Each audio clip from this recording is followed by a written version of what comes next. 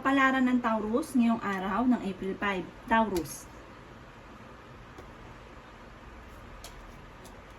Sinasabi po dito na ating tarot card Taurus na kayo daw po ay gawin yung permanente ang pagdadasal at hindi kung kailan lang ito naaalala. Sa ngayon daw po ay may mga pagsubok ang pinagdadaanan. Parang feeling po ninyo ang inyong karelasyon ay parang nanlalamig sa inyo. Sabi po dito, maaaring merong hindi ganun kagandahan na pagbabago na nagaganap. Parang nangyari na ito dati, mangyayari daw po ulit ngayon.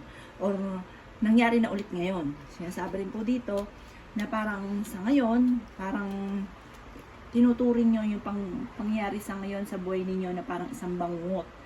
Sinasabi rin po dito na may inaantabayanan ka na didelay lang daw po ito. Sabi rin po dito, pag-isipang mabuti ang bawat paggastos. Kaya sabi rin po dito na may magandang balita kang